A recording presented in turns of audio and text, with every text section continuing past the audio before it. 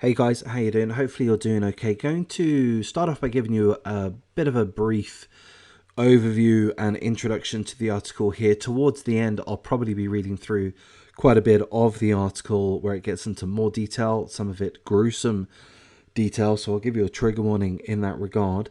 There's a link in the description. If you appreciate the coverage, please do like, comment, subscribe, share the video as you see fit. Consider joining the memberships. This is in regards to a tragic incident which occurred very early Wednesday morning in Mississippi. You might well be familiar with the case. It's a tragedy. We're going to go into it in quite a bit of detail. And this article is giving us a little bit more information than has been publicized so far. And that key bit of information that this article is telling us is that not only did the mother in question, a mother of three, her name Amy Anderson, and there she is, Amy Anderson, a mother of three. Not only is she responsible for the shooting, the killing, the murder of two police officers, not only is she guilty of that, here are the two police officers, Sergeant Stephen Robin, 34 years of age on the left, and Officer Brandon Astorf, 23 years of age. Not only is the mother fully guilty of shooting and killing those two officers whilst they were performing their duties early Wednesday morning in Mississippi, but the new bit of information which we're informed of within this article is that she asked her own 8-year-old daughter to hand her the gun. The daughter complied, handed her mother, Amy Anderson, a gun, and within moments, the mother shot and killed both officers. During that melee, she was shot herself. She did not die immediately, seemingly, but she did die at the scene. The 8-year-old girl was safe. The 8-year-old girl is unharmed. But we're going to go through a little bit more details. So Veterinarian Amy Anderson's 8-year-old daughter handed her the gun that she used to ambush two Mississippi police officers. Here's a quote from the 8-year-old girl. Of course, her name has been withheld to protect her security, her privacy, and we wish her all the best moving forward. She's going to be severely traumatized by not only witnessing this horrific incident, the murder of two police officers, the killing of her own mother. Not only is she going to be, is that traumatic enough, but at some point she's going to realize that she was somewhat involved, of course not to blame in the least, but she was somewhat involved in that she was asked to pass the gun to the mother. Here's a quote from the 8-year-old girl, the daughter. Momma told me to give her the gun, so I gave her the gun. Momma shot the cops, and Momma was shot. Her eyes are open. She is breathing a little bit. So this happened outside of a motel called Motel 6 in Bay, St. Louis. If I've got those details correctly. Here is the motel in question. It's a $70 a night motel, if that's relevant. I don't think it is. But it does seem to me that mental health issues are at play. So I'm going to tell you a little bit about what happened. The mother was only with her one daughter, so she has 3 children. As far as I understand, she was just with the one 8-year-old daughter, as well as her family dog, by the look of it. So the article tells us that the mother, Amy Anderson, checked into the motel at 2:35 a.m., very early in the morning. But she wasn't happy. We don't quite know why. Actually, we do know why. Within an hour, she was packing up and leaving. Why was she doing that? Because she told the front desk clerk that somebody was following her. She was in fear of her life, in fear of the life of her child. Were those genuine fears? Did she have any right to be fearful of those things? Was there a genuine risk to her or her daughter? We don't quite know. But that is what she told the front desk clerk, that she was in fear for her life, that she was leaving because someone was following her. Now, the front desk clerk seemingly thought that this woman was behaving very erratically, so the front desk clerk took it upon themselves to contact the police to request a welfare check. The two officers, Sergeant Stephen Robin and Officer Brandon Astorf, were the two that were responding to the welfare check. They spoke with the mother, Amy Anderson, for around 30 minutes. Towards the end of the conversation, the mother told the officers that she wanted to leave. Thanks, guys. Had enough of this conversation. I want to go now. She had already packed up her SUV with whatever belongings that she had. The 8-year-old daughter was sat in the car in the front passenger seat. There was a guest, another guest in one of the other rooms, and she was a witness to this. She saw Amy Anderson earlier when she had just arrived, presumably, and apparently she was acting normal at that point. But then this witness, a guest in another room, saw the conversation that Amy Anderson was having with the police. She saw that it was getting agitated. The mother started screaming, so the other guest, the witness, decided, you know what, I don't want to watch this. I'm going to go inside. So that witness went inside at the point that Amy Anderson started screaming towards the end of the conversation with the police officers. The other motel guest went inside their room, and then immediately they heard several gunshots. That other motel guest member, shocked, went back outside, and she said that she saw nothing. She saw there was eerie silence. It was eerily quiet.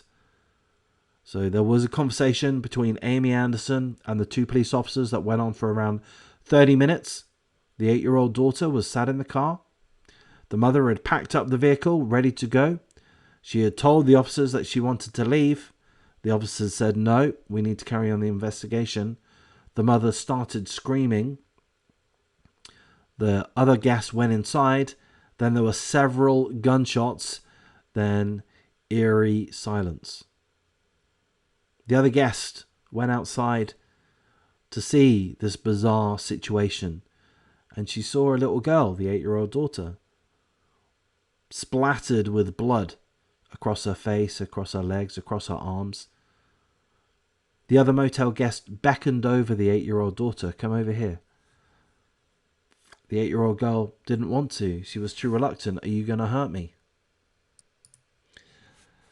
Thankfully, the girl did walk towards the other motel guest. And then immediately, or very quickly, there was a swarm of other officers. The other guest took the young girl into her room and started asking the young girl some questions. The young girl said, "Momma told me people are trying to kill us." The young girl kept asking the other guest, the motel guest, "Is Momma going to be okay?" The motel guest asked the little girl where her father was.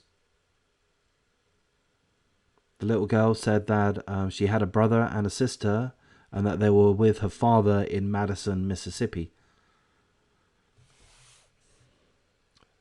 The motel guest's husband said that he too heard the gunshots, and when he did, he ran outside and he saw the two officers and the mother all within a few feet of each other.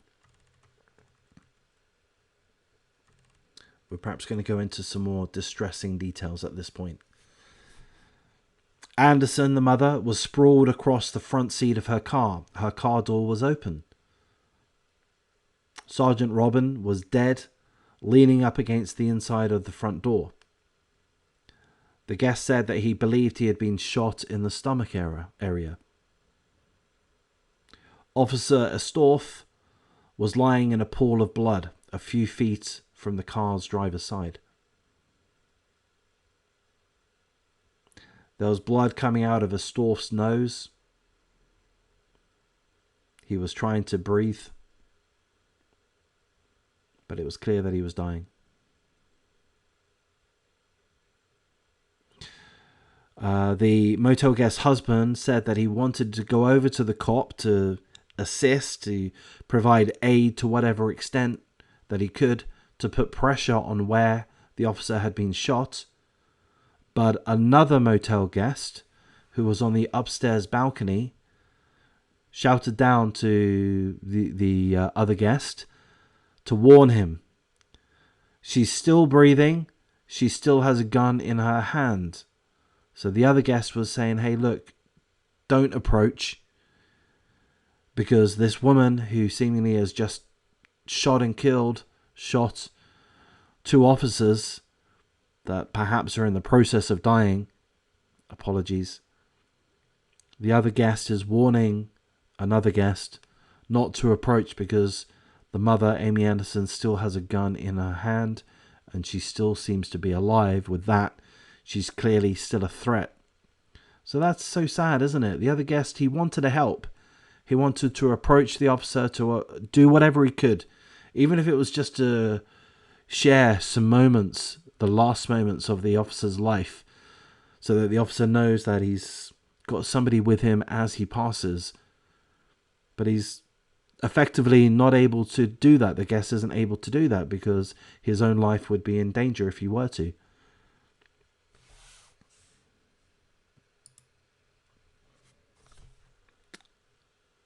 Paramedics arrived shortly thereafter. Officer Astorf was taken to the local hospital, the Memorial Hospital in Gulfport, Mississippi. However, he died. Why did Amy Anderson do this? We don't know. The motel is only 30 minutes away from her home in Ocean Springs, Mississippi. We've got no idea why she was at the hotel. We've got no idea why she reacted in this way. She started a new job as a veterinarian in a new clinic or a new animal hospital just a month before this incident. Apparently, she was going through a personal crisis. And I believe that means a psychological episode.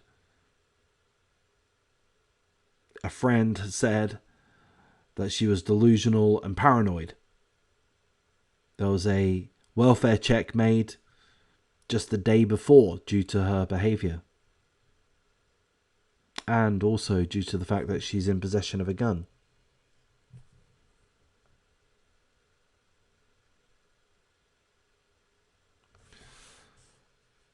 Just going to double check. That's pretty much all the information that we have. So it is absolutely terrible. Of course, full condolences to the family concerned, the 3 children, the father, most notably the 8-year-old daughter, who not only witnessed the whole situation, not only witnessed the mother take the lives of 2 police officers, but also the 8-year-old daughter saw her own mother be shot and die. Beyond that, she was dragged into the situation. The mother asked her to pass the gun, which she complied, you know. She did what a child would do. She complied with the mother's request. So that's pretty much all the information that I have. I'll just play this video out. It's a bit of a montage, just showing a few scenes. Full condolences to the families of the 2 officers, Sergeant Stephen Robin, Officer Brandon Astorf. Full condolences to the police department. They're going to be absolutely shattered. These are guys, Bay St. Louis, these are guys that risk their lives. I mean, this is a welfare check. This should not be a big deal. You know, this, forgive me, but this is a welfare check on a middle-aged woman. You know, this should be a simple thing. I would have thought, you know, technically the simplest, the safest, you would think task that the officers would have during the course of a normal day. You know, it's not trying to arrest any drug dealers or gangbangers.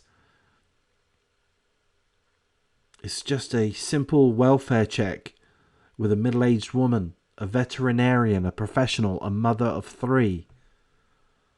You would have thought that if this would be a safe task, but tragically it isn't. And with that, I do very much respect police officers.